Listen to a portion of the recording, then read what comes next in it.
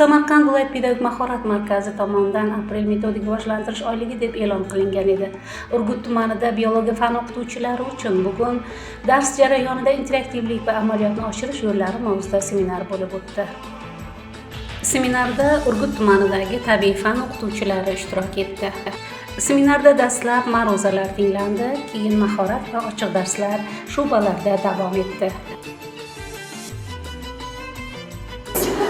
Samarqand viloyati Maktabgacha va maktab ta'lim boshqarmasi va Samarqand viloyati pedagog mahorat markazi bilan hamkorlikda tashkil etilayotgan aprel metodik rivojlanish oyligida Urgut tumanining 154-maktabida amaliy seminar o'tkazmoqdamiz.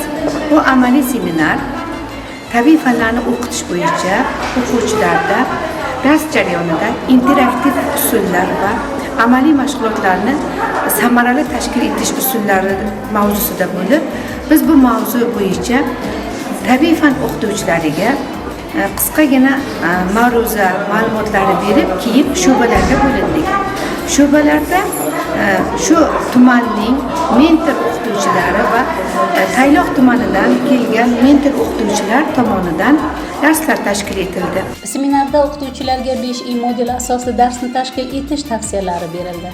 Shuningdek, darsda o'quvchilarni faollikka undovchi energizerlar, tarqatmalar, videoroliklardan foydalanish yo'llari ham ko'rsatilib, o'quvchilar 21-asr ko'nikmalarini shakllantirish borasida ham taqdimotlar qilindi.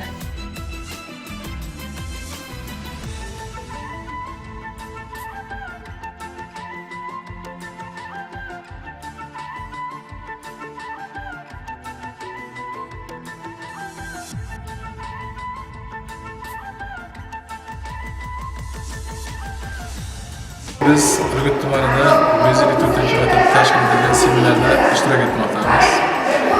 Bu o'ylaymanki, bu seminarimiz juda samarali tashkil etilgan, juda o'qituvchilar uchun ta'limni rivojlantirishga juda foydali bo'lgan seminarlardan biri bo'ldi deb o'ylayman. Chunki hozir biz ham respublikamizda ta'lim sifatini rivojlantirishga juda katta hissa qo'shilmoqda.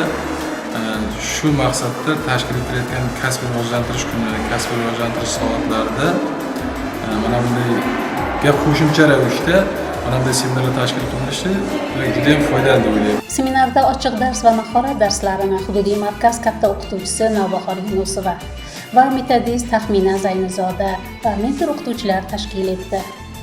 Seminarda o'qituvchilar tomonidan ham fikr mulohazalar tinglandi va bir-biri bilan fikr almashish jarayonlari ham amalga oshirildi.